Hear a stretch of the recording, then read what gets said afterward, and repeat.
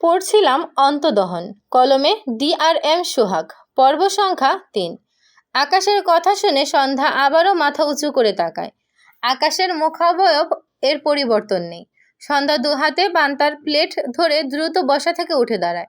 মাথায় থাকা শাড়ির আঁচল ডান হাতে একটু টেনে নিয়ে মাথা নিচু করে দাঁড়ায়। আকাশ কিছু একটা ভেবে প্রশ্ন করে, তুমি শুনতে পাও? সন্ধ্যা বোকা চোখে তাকায় আকাশের দিকে।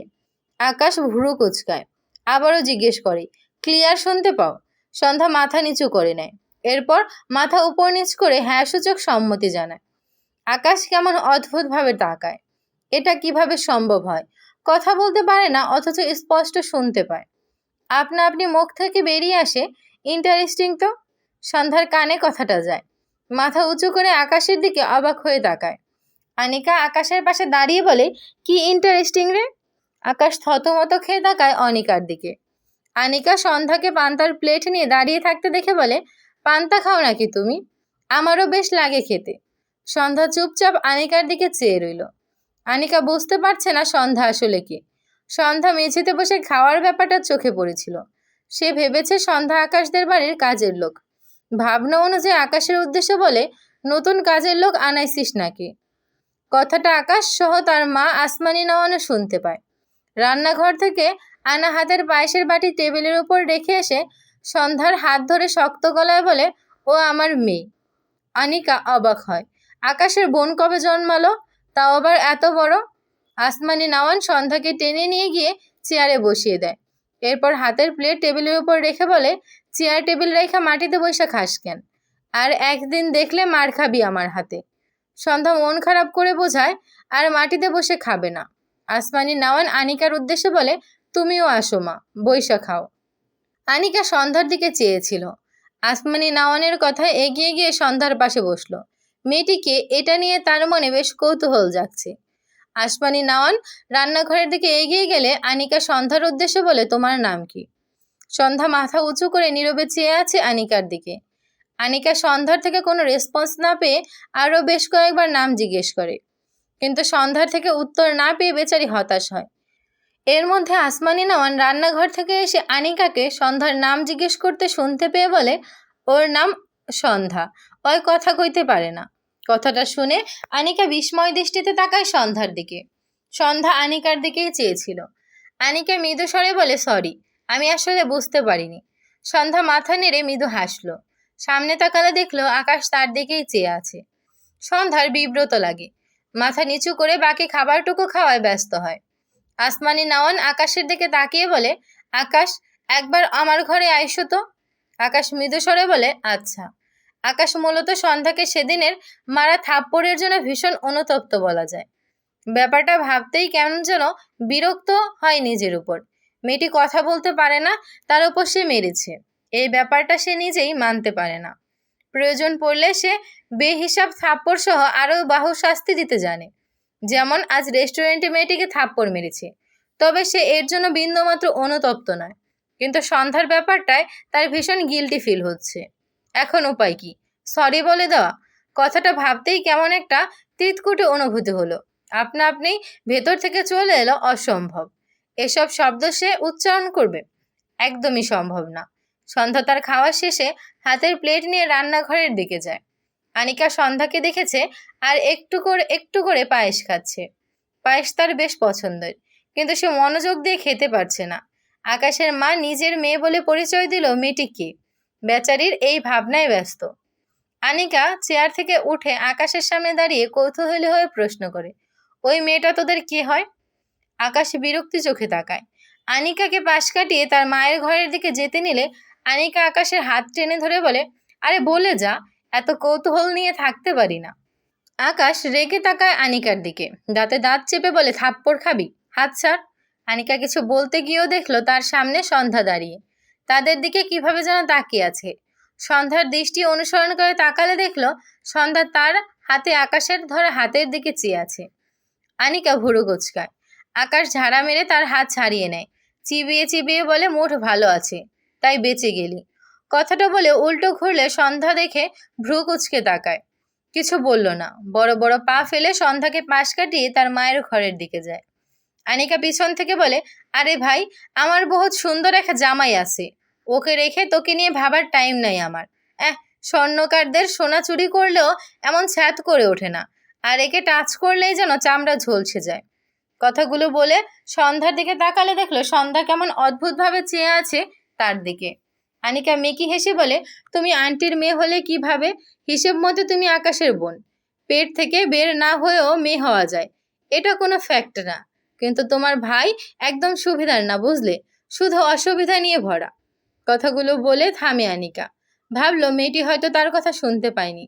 এগিয়ে গিয়ে চেয়ারে বসে বাকি 22টুকু খাওয়ায় মনোযোগী হয়। আসমানি নাওয়ান তার আলমারি থেকে বেশ কয়েকটি কাগজ বের করে আকাশের দিকে বাড়িয়ে দিয়ে বলে, এগুলা তোমার কাছে রাখো। আকাশ হাতের কাগজগুলোর দিকে চেয়ে অবাক হয়। বেশ কয়েকটি মোটা অঙ্কের চেক, তার মধ্যে একটি পুরো 15 লাখ টাকার চেক থেকে টাকা ওঠানো হয়েছে। আকাশ বিস্ময় দৃষ্টিতে তার মায়ের দিকে তাকায়। আসমানি নাওয়ান আঞ্চলিক ভাষায় কথা বললেও তিনি বেশ শিক্ষিত। ভদ্রমহিলা অনার্স কমপ্লিটের পর আর পড়েননি। আকাশ অবাক হয়ে বলে, এত টাকা উঠিয়ে কি করেছো মা? আসমানি নাওয়ান মৃদু স্বরে বলে, আমার দরকার আছিল। আকাশের রাগ হয়, মানে তার মা এসব কি শুরু করেছে? একটার পর একটা কাজ করছে, কোনোটা উল্টা তো কোনোটা সোজা। সোজা কাজই বুঝবে কি করে? এত টাকা কি করছে তার মা? রেগে বলে, তুমি এত টাকা কবে তুলছো, আর করেছোটাই বা কি?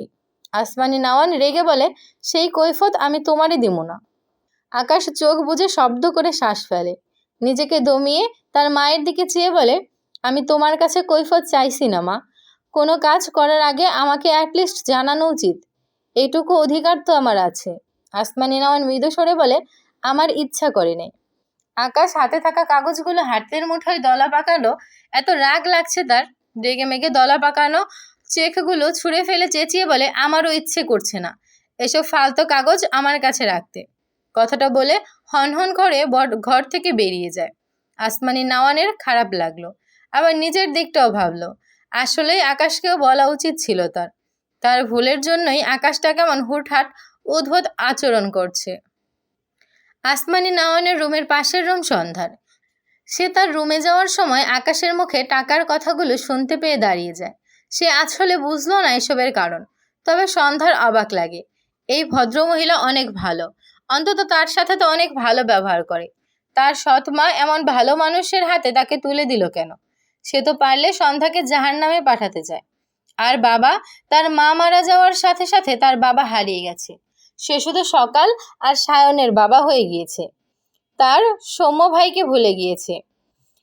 মা মারা গেলে বাবারা বুঝি এভাবেই স্বার্থপর হয়ে যায়? কথাগুলো ভাবতে গিয়ে কখন যে চোখ জোড়া ভরে উঠল মেয়েটির। সন্ধ্যা মাথা নিচু করে দাঁড়িয়েছিল। হঠাৎই জোরে সরে এক ধাক্কা খেয়ে ঠাস করে মেঝেতে পড়ে যায়। আকাশ তার মায়ের ঘর থেকে বেরিয়ে কোনো দিকে তাকায়নি, হন হন করে বেরিয়ে যাচ্ছিল। হঠাৎই সন্ধ্যার সাথে ধাক্কা খায়।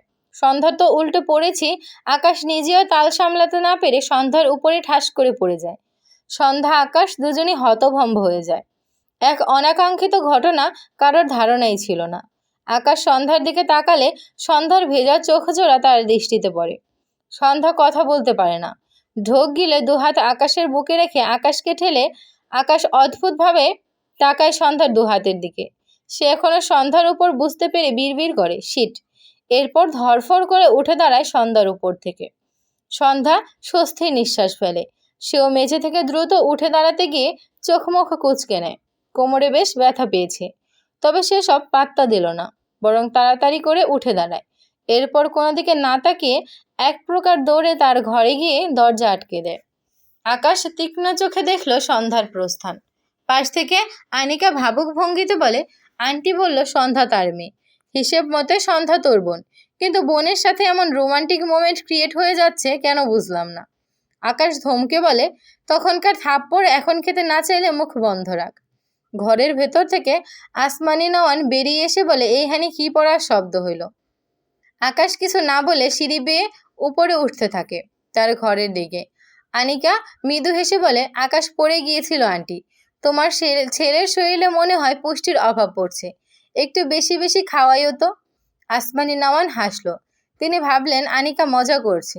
আনিকার বাবা আর আকাশের বাবা বিজনেস পার্টনার, তবে আকাশ আর আনিকার বন্ধুত্ব তাদের বাবার জন্য নয়, বরং কলেজ লাইফ থেকে আকাশ আনিকা সহ তাদের আরও দুজনের একটি ফ্রেন্ড সার্কেল ছিল।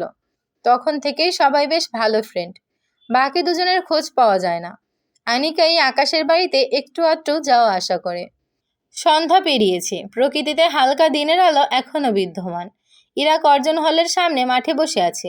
দু হাঁটু জমা করে তার উপর চিবক ঠেকিয়ে মলিন মুখে চেয়ে আছে। তার কিচ্ছু ভালো লাগছে না। সকালের পরপরই সৌম্য চলে গেলে ইরাও বাড়ি চলে গিয়েছিল। কিন্তু ওই আলিশান বাড়িতে ইরার মন টেকে না। তাই বিকেলে আবারও এই ফাঁকা জায়গায় এসে বসেছে। সৌম্যর নাম্বারে কল করেছিল, সে কল রিসিভ করেনি। ইরা জানে সৌম্য ইচ্ছে করেই তার কল রিসিভ করে না। সৌম্য তাকে ইচ্ছে করেই কত শত অবহেলা করে। সেসবের হিসেব কষে শেষ করা যাবে না। ইরার খুব মন কাঁদে। ভাবনায় কথাগুলো আসতেই ইরার চোখের কোণে পানির কণা জমে। ইরা, হঠাৎ পিছন থেকে সৌম্যর কণ্ঠে ইরা ঝাঁকি দিয়ে ওঠে। সৌম্য দাঁতে দাঁত চেপে বলে, এখনো এইখানে বসে আছিস কেন? থাপ্পড় খাবি? ইরা পিছু ফিরে সৌম্যর দিকে চেয়ে বলে, তুই যা, আমার ভালো লাগছে না, এখানে কিছুক্ষণ থাকি। সৌম্য আশেপাশে তাকায়। এসব জায়গা মেয়েদের জন্য সেফ? এসব জানে না। রেগে বলে, এক্ষুনি বাড়ি যাবি তুই, এসব জায়গা সেফ নয়, জানিস না? এরা গাঁটটি মেরে বসে থেকে বলে, আমার জন্য কেন ভাবিস তুই? সৌম্যর বিরক্তি লাগে। রেগে বলে, ইরা, এমনিতেই আমার মন মেজাজ ভালো নেই, ওঠ এখান থেকে। এরা মাঠ থেকে উঠে সৌম্যর সামনে দাঁড়ায়। অনুরোধের সুরে বলে, তোর কি হয়েছে আমাকে বলিস না কেন সৌম্য? তোর প্রবলেম সলভ করতে আমি হেল্প করতে পারি না? সৌম্য কিছু না বলে তার ডান হাতে ইরার হাতের কবজি ধরে সামনের দিকে এগিয়ে যায়। ইরা অবাক হলো, সৌম্যর পিছু পিছু যায় আর তার ধরে রাখা সৌম্যর হাতের দিকে চেয়ে থাকে। মুখে একটুখানি হাসি ফিটল, তবে তা মিলিয়েও গেল। সে জানে সৌম্য একদিন তার থেকে হারিয়ে যাবে। ও সব সময় তার থেকে পালিয়ে বেড়ায়। সৌম্য কিছুটা হেঁটে গিয়ে একটা রিক্সা দাঁড় করায়। ইরাদের বাসা চারখারপুল পর্যন্ত ভাড়া মিটিয়ে ইরার উদ্দেশ্যে ছোট্ট করে বলে, রিক্সায় ওঠ। ইরা কথা বাড়ালো না, চুপচাপ রিক্সায় উঠে বসলো। সৌম্য গম্ভীর গলায় বলে, চেপে বস। ইরা অবাক হয়ে তাকায়। সৌম্য তার সাথে যাবে? যখন তারা শুধু বন্ধু ছিল তখন একসাথে বসেছে, কিন্তু হঠাৎই কেন যেন তাদের মধ্যে একটা প্রাচীর তৈরি হয়ে গিয়েছে। সৌম্য তাকে অ্যাভয়েড করতে শুরু করে। দীর্ঘশ্বাস ফেলে ডান দিকে একটু চেপে বসলে সৌম্য রিক্সায় উঠে বসে। এরপর মৃদু স্বরে বলে, মামা চলো। ভদ্রলোক রিক্সা চালানো শুরু করে। ইরা দু হাত জমা করে রাখে। রিক্সার ঝাঁকুনিতে সৌম্যর হাতের সাথে ইরার হাতের ধাক্কা লাগে। সৌম্য খুব স্বাভাবিকভাবে বসে আছে, দৃষ্টি সামনে রাস্তার পানে, আবার একটু পর পর ফোনে কিছু করছে। ইরা মাঝে মাঝে আর চোখে সৌম্যর দিকে তাকায়। শ্যামবর্ণের ছেলে সৌম্য। ইরার চোখে সৌম্যকেই ধরে। হাজারো ফর্সা ছেলেদের ভিড়ে বারবার ইরার চোখে আটকে যায় শ্যামবর্ণের সৌম্যতে। সৌম্যর চোখ দুটো বেশ সুন্দর, চোখে লাগে ভীষণ। প্রথম যেদিন সৌম্য তাদের বাড়ি গিয়েছিল সেদিন তার মা সৌম্যকে দেখে মন্তব্য করেছিল, ছেলেটির দু চোখ মনে হয় আর্ট করা। ইরা ভীষণ হেসেছিল সেদিন তার মায়ের কথায়। সৌম্য বিব্রত বোধ করেছিল। ইরা কত মজা করেছিল সৌম্যর সাথে। সৌম্য রেগে যাচ্ছিল, কিন্তু কিছু বলতে পারছিল না। সেসব দিনগুলো কেমন যেন হারিয়ে গেল। দীর্ঘশ্বাস ফেলে মেয়েটি। সৌম্য ঘেমে গিয়েছে বুঝতে পেরে ইরা সৌম্যর দিকে টিস্যু বাড়িয়ে দিলে সৌম্য তার ফোনে দৃষ্টি রেখেই বলে, লাগবে না। ইরা মলিন মুখখানি আরো মলিন হয়। মন খারাপ করে বলে, তুই আমার কল রিসিভ করিস না কেন সৌম্য? সৌম্য কাট জবাব, ভালো লাগে না তাই। ইরা চোখ দুটো ভরে ওঠে। মেয়েটির বাচ্চাদের মতো করে কাঁদতে ইচ্ছে করলো। মাথা নিচু করে নিল। হাজার চেষ্টা করেও নোনা পানি আটকাতে পারল না। টুপ করে হাতের উপর দু ফোঁটা পানি গড়িয়ে পড়ে। আরেকবার আর চোখে সৌম্যর দিকে তাকালে দেখলো সৌম্য ফোনে ব্যস্ত। ইরা মাথা নিচু করে আড়ালে তার ভেজা চোখ জোড়া মুছে নেয়। বেশ কিছুক্ষণের মাঝে রিক্সাওয়ালা ইরার বাসার সামনে রিক্সা দাঁড় করালে ইরা চুপচাপ রিক্সা থেকে নেমে যায়। সৌম্যকে বাসায় আসতে বলতে চেয়েও বলল না, আসবে না তো, উল্টো এমন কিছু বলবে যা তাকে শুধু কষ্টই দেবে। সৌম্য ইরার দিকে চেয়ে বলে, ভেতরে যা। ইরা দীর্ঘশ্বাস ফেলে উল্টো ঘুরে এগিয়ে যায়। সৌম্য তাকিয়ে রইল ইরার দিকে। ইরার গায়ের রং ধবধবে ফর্সা, চোখে লাগে খুব। দীর্ঘ কপাল, গোলগাল মুখ, হাইট 5 ফুট 4 ইঞ্চি। চোখে পড়ার মতো সুন্দর ইরা। বাবার টাকার অভাব নেই, এক বাবার এক মেয়ে, অথচ এই মেয়ে সব পিছে ফেলে সৌম্যের পিছে পড়ে থাকে। কি আছে সৌম্যর? কিচ্ছু নেই তার, যা আছে সব তো দুঃখ। সৌম্য কথাগুলো ভেবে চাপা শ্বাস ফেলে। ইরাকে যতক্ষণ দেখলো একবারের জন্য চোখ এদিক ওদিক নেয়নি।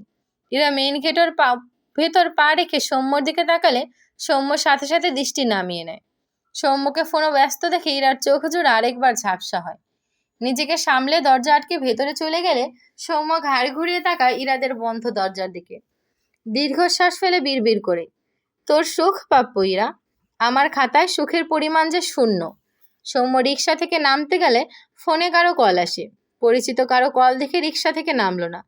কল রিসিভ করে সালাম দেয়। ওপাশ থেকে কিছু বলল বিধয়। সৌম্য রিক্সা থেকে নামলো না। ফোন পকেটে রেখে রিক্সা ঘুরিয়ে নাজিরা বাজারের দিকে যেতে বলে রিক্সাওয়ালাকে। প্রায় 8:30। আকাশ নাজিরা বাজারের একটু রেস্টুরেন্টে বসে আছে, কারো জন্য অপেক্ষা করছে। একটু পর পর হাত ঘড়িতে সময় দেখতে আবার ফোনে কিছু করছে। সৌম্য আকাশের সামনে দাঁড়িয়ে ডান হাত এগিয়ে দিয়ে সালাম দেয়। আকাশ ডান হাত বাড়িয়ে সৌম্যর সাথে হাত মেলায়, সাথে সালামের উত্তর নেয়। সৌম্যকে বসতে বললে সৌম্য আকাশের সামনের চেয়ারে বসে। একে অপরকে জিজ্ঞেস করে কেমন আছে। এরপর আকাশ হালকা কিছু অর্ডার করে, সাথে 2 কাপ কফি অর্ডার করে দেয়। এরপর সৌম্য উদ্দেশ্যে বলে, শিমুলকে পড়াতে আসছো না কেন? সৌম্য মৃদু স্বরে বলে, ভাইয়া, আমার কিছু প্রবলেমের কারণে যেতে পারছি না, 2-1 দিনের মাঝেই যাব। আকাশ ছোট করে বলে, ওকে। এরপর পকেট থেকে একটি খাম বের করে সৌম্যর দিকে এগিয়ে দিয়ে বলে, এটা রাখো, আমি নেক্সট 1 সপ্তাহ থাকবো না, এজন্যই মূলত তোমাকে ডেকেছি। সৌম্য মৃদু হেসে বলে, থ্যাংক ইউ ভাইয়া। আকাশের দেওয়া প্যাকেটটি তার পাশে রাখলো সৌম্য। আকাশের খালতো বোন শিমুলকে প্রাইভেট পড়ায় সৌম্য। আকাশের খালু বেঁচে না থাকায় আকাশ তার খালাদের মোটামুটি সব দেখাশোনাই করে। সৌম্যকে টিচার হিসেবে সেই ঠিক করে দিয়েছিল। শিমুল ক্লাস 10-এ পড়ে। আকাশ সৌম্যর খোঁজ পেয়েছিল তার ভার্সিটির অনেক পরিচিতদের সাথে যোগাযোগ করে। আকাশ ঢাকা ভার্সিটির স্টুডেন্ট ছিল, সেই হিসেবে সৌম্যদের বড় ভাই। আকাশকে মাস্টার্সের এক বড় ভার্সিটি পেয়েছিল সৌম্যদের ব্যাচ। এরপর আকাশ বিদেশে চলে যায়। আকাশ সৌম্যকে যে টিউশন ফি দিল এটা মূলত শিমুলকে পড়ানোর ফিস। আজ মাসের 3 তারিখ। সৌম্য গত 1 বছর থেকে শিমুলকে পড়ায়। সে একমাত্র শিমুর ফিস প্রতি মাসের 1ম তারিখে পায়, যেটা তাকে আকাশ দেয়। এবার সৌম্য না যাওয়ায় আকাশ নিজেই ডেকে তাকে ফিস দিল। কত টিউশনের টাকা তো 10 তারিখ পেয়ে যায়, আবার 15 তারিখও পেয়ে যায়। আকাশ কফির কাপে চুমুক দিয়ে সৌম্যর উদ্দেশ্যে বলে, কি অবস্থা, পড়াশোনা কেমন চলছে? সৌম্য ভদ্রতা সূচক মাথা নেড়ে বলে, জি ভাইয়া, ভালো। আকাশ অর্ধেক কফিটুকু খেয়ে উঠে দাঁড়ায়। ফোন পকেটে রেখে সৌম্যর উদ্দেশ্যে বলে, তোমার বেশি প্রবলেম হলে কয়েকদিন গ্যাপ দিতে পারো, সমস্যা নেই। সৌম্য দাঁড়িয়ে মৃদু স্বরে বলে, জি ভাইয়া। এরপর আকাশের দিকে হাত বাড়ালে আকাশ পুনরায় হাত মেলায় সৌম্যর সাথে।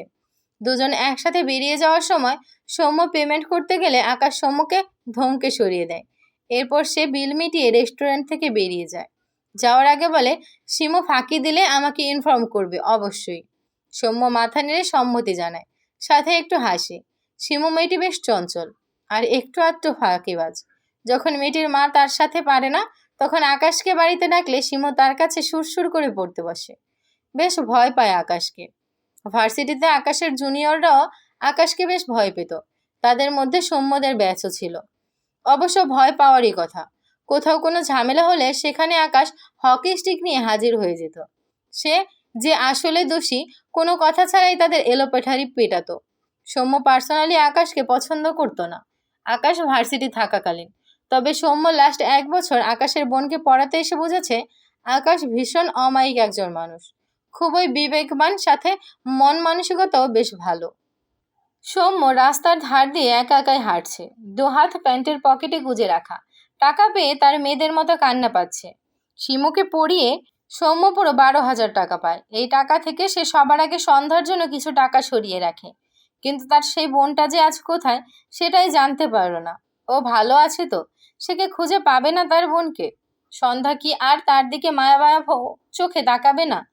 সে এই শহরে তার বোনকে রাখবে, তার কাছে রাখবে। তার বোনের স্বামীকে, কোনো মানুষরূপী অমানুষ নয় তো? তার বোনকে সেখানেও কি অত্যাচার করা হয়? সৌম্যর নিজেকে দুর্বল লাগে। রাস্তার পাশে বসে পড়ে। চোখের পর্দায় শেষবারের মতো মায়ের অসহায় চাহনি ভেসে উঠল। যে চাহনিতে হয়তো ছিল সন্ধ্যাকে দেখে রাখার আকুতি। ভেসে উঠল সন্ধ্যার মায়া ভরা মুখ। প্রতিবার শহরে ফেরার সময় সন্ধ্যা তার দিকে ভেজা চোখে চেয়ে থাকতো। যে দৃষ্টিতে মিশে থাকতো তার ভাই কেন ওই নরক থেকে তাকে বের করে আনে না। এরপর ইরার টলমলে চোখ জোড়া ভেসে ওঠে, যে চোখ জোড়ায় কত শত অভিমান অভিযোগ সৌম্যকে ঘিরে।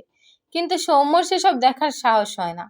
তার জীবনটা অভিশপ্তের মতো, সবাই হারিয়ে যায় তার থেকে। আর যে পাশে থাকতে আসে, সৌম্য তো তার নখের যোগ্যও না। মাথা যন্ত্রণা শুরু হয়, দু হাতে মাথার চুল টেনে ধরে। ঘড়ির কাঁটা জানান দেয় রাত 10টা 30। সন্ধ্যা তার ঘরের বেলকনির এক কোণায় দাঁড়িয়ে আছে, মুখটা মলিন। ভাইয়ের কথা খুব মনে পড়ছে। তার ভাই এরকম তারিখে গ্রামে যায়। সে গ্রামে কষ্ট করে থাকলেও মাসে কয়েকবার করে তার সৌম্য ভাইকে দেখতে পেত, কত শান্তি পেত। সৌম্য ভাইয়া তাকে মজা করে বলতো, বনু, আমার একটা কুড়িয়ে পাওয়া বোন আছে বুঝলি, ওর নাম শুনবি। সন্ধ্যা আগ্রহের সাথে তার ভাইয়ের দিকে চেয়ে থাকতো। সৌম্য মনে মনে হেসে বলতো, ওর নাম সন্ধ্যা। সন্ধ্যা রেগে সৌম্যর বাহুতে কিল দিয়ে মুখ ফোলাতো। সৌম্য সন্ধ্যার জন্য আনা কেনা জামা বের করে সন্ধ্যার সামনে ধরলে সন্ধ্যা ভাইয়ের প্রতি সব অভিমান মুছে যেত। সৌম্য জামা পরতে বললে সন্ধ্যা ঝটপট তার ভাইয়ের দেওয়া জামা পরে এসে তার ভাইকেই দেখাতো। সারা সপ্তাহের সৎমায়ের অত্যাচার এক নিমেষেই ভুলে যেত, যখন তার একটা মাত্র আপন ভাইয়ের সাথে একটুখানি খুনসুটিতে ব্যস্ত হয়ে পড়ত। কথাগুলো ভাবতে ভাবতে সন্ধ্যার চোখ থেকে ঝরঝর করে পানি গড়িয়ে পড়ে। বেলকনির গ্রিলে মাথা ঠেকিয়ে চোখ বুঝলো। সৌম্য ভাইয়া কি তাকে নিতে আসবে না? গ্রামে যায়নি তার ভাই? বাবার থেকে শুনে কেন তাকে নিতে আসছে না সৌম্য ভাইয়া? বেশ অনেকক্ষণ নীরব চোখের পানি ফেলে মেয়েটি। এরপর ওয়াশরুমে গিয়ে চোখে মুখে পানি দেয়। আসমানি নওয়ান তার ঘরে যেতে বলেছে তাকে মাথায় তেল দিয়ে দেবে। সন্ধ্যা না করেনি। ভদ্রমহিলা তার কথা খুব ভাবে। সন্ধ্যার ভালোই লাগে, অনেকটা মায়ের আদরের মতো লাগে। টেবিলের উপর থেকে একটি তেলের বোতল নিয়ে ঘর থেকে বেরিয়ে যায়। কিছুদূর গিয়ে হঠাৎ বোতল থেকে বেশ অনেকটা পরিমাণ তেল মেঝেতে পড়ে যায়। বোতলের মুখ আগলা থাকায় এমন হয়েছে। সন্ধ্যা বুঝতে পারেনি, বিরক্ত হলো নিজের উপর। আবার উল্টো ঘুরে এগোয় জায়গাটুকু মুছে ফেলবে বলে। আকাশ অফিস থেকে ফিরেছে। তার কাছে থাকা চাবির দ্বারা দরজা খুলে মাত্র বাড়ির ভেতর প্রবেশ করেছে।